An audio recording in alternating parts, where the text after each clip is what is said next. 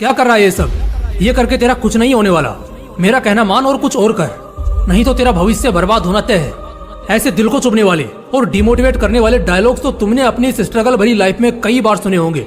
उस वक्त तुम्हें ऐसा लगा भी होगा कि मानो उस इंसान के कानों के नीचे एक जोर का फटका दिया जाए, लेकिन दूसरी ओर यह डर भी सताया होगा कि वो इंसान जो बोल रहा है वो कहीं सच साबित ना हो जाए। सिचुएशन ऐसी बन जाती है कि कुछ करने का मन ही नहीं करता। ऐसे में तुम्हारे डिप्रेशन में जाने के चांसेस बढ़ जाते हैं, जो अंततः तुम्हें असफलता के बवंडर में गिरा देते हैं। दोस्त, जीवन एक संघर्ष है, ये मैं भी जानता हूँ और तू भी। लेकिन क्या तू ये जानता है कि ये संघर्ष नामक चीज आखिर क्या है? तुम्हें लगता है कि अपने सपने को पूरा करने की राह में जो असफलताएं मिलती हैं वो ही संघर्ष है, लेकिन दोस्त मैं तुम्हें बताना चाहूंगा कि असफलता संघर्ष नहीं है। ये तो एक पड़ाव है जो हर एक की लाइफ में आता है। ठीक है भाई, मान लिया कि असफलता संघर्ष नहीं है, तो फिर संघर्ष क्या है बताऊंगा, ये भी बताऊंगा। लेकिन उससे पहले मैं तुम्हें असफलता का महत्व समझाना चाहता हूँ, ताकि आगे जब भी कभी तुम असफलता का सामना करो तो हार मान के ना बैठ जाओ, बल्कि और ज्यादा ताकतवर बन के उभरो। तो दोस्त ऐसा है कि अगर तुम्हारी राह में फेलियर नहीं है तो मैं ये कहूंगा कि सपना पूरा होने तक का जो तुम्हारा सफर है ना, उसमें वो मजा नहीं है जिसे तुम जिंदगी भर याद रख सको। अगर फेलियर का सामना ना करना पड़ा हो तो सफल होने के बाद तुम जब पीछे मुड़ के देखोगे तो तुम्हारे पैरों के निशान तुम्हें नजर ही नहीं आएंगे। तुम्हें उस सफर से जुड़ा एक भी पल याद नहीं रहेगा। याद रहेगा कैसे यार, जब कुछ यादगार हुआ ही ना हो।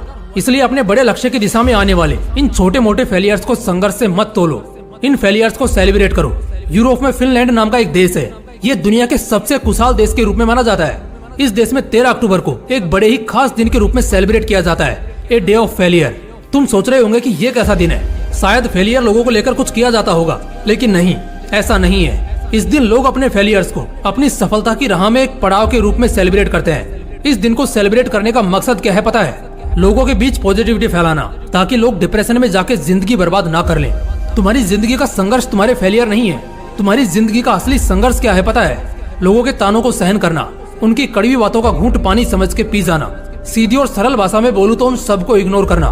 देखो यार, मुझे पता है कि जब कोई हमें ताने मारता है, हमारी काबिलियत को कमजोरी कहता है या हमारे सपनों को फालतू का वेस्ट ऑफ टाइम कहता है, तो क्या फील होता है? उसका एक एक शब्द दिल और दिमाग में घर कर जाता है। हम मन ही मन में आग बबूला होकर सोचने लगते हैं कि इसे तो मैं करके ही दिखाऊंगा।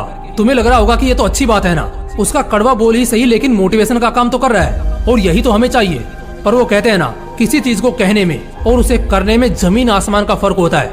उसी तरह दूर से देखने पर ये सब मोटिवेशन के रूप में नजर आ रहा हो, लेकिन सच्चाई ये है कि हमें उस व्यक्ति के शब्दों से मोटिवेट फील नहीं होता, बल्कि उस व्यक्ति द्वारा कही गई बातें हमारे दिमाग में घर कर जाती हैं और बार बार उसी व्यक्ति की याद दिलाती रहती हैं, जिससे हमारा फोकस अपने गोल से डाइवर्ट हो जाता है। ऐसे में हमें जरूरत होती है कि हम ऐसे लोगों को और उनकी बातों को इग्नोर करें।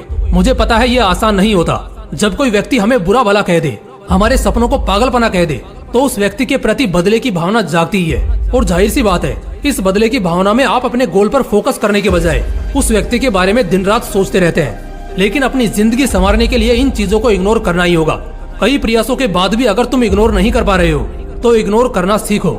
अगर तुम ये नहीं कर पाए तो सफल होने तक की इस राह में न जाने ऐसे कितने लोग आएंगे जो तुम्हें डिमोटिवेट करेंगे, तुम्हें तुम्हारी राह से भटकाने की कोशिश करेंगे, और तुम भटक भी जाओगे अगर उन्हें इग्नोर नहीं करोगे तो।